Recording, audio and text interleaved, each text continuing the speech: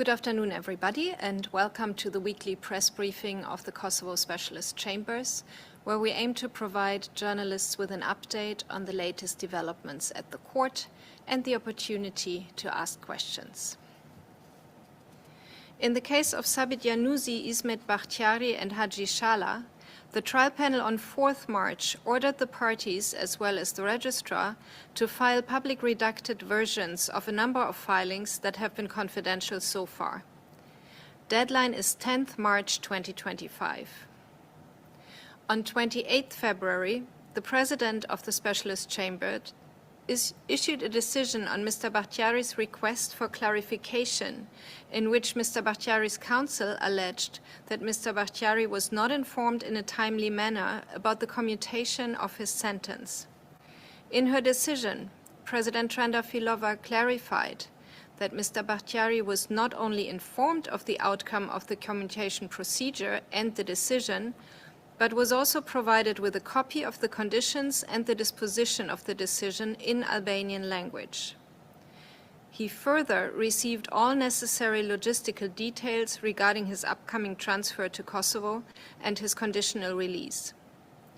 The President further clarified that all these details were known also to the counsel of Mr. Bakhtiari before she filed the request for clarification.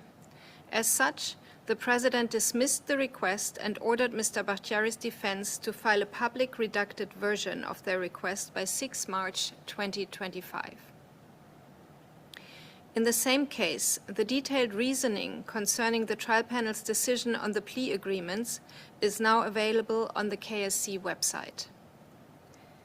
Having assessed the evidence, the panel was satisfied that the agreed factual basis was supported by the evidence and that each accused agreed that they were part of a group which thought to induce witness 1 to refrain from giving evidence.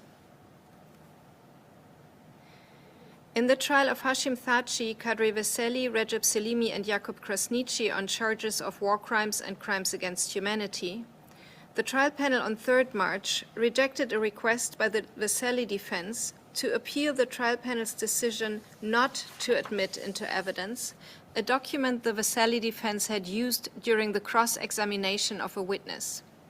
The panel found that the authenticity of the document in question could not be sufficiently challenged through cross-examination, given that the relevant witness had deceased.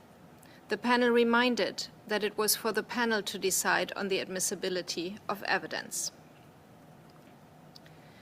On 3rd and 4th of March, the trial panel issued 3 decisions on proposed reductions by the prosecution, Victims' Counsel, and the Witness Protection and Support Unit for the production of lesser redacted versions of transcripts of different court hearings.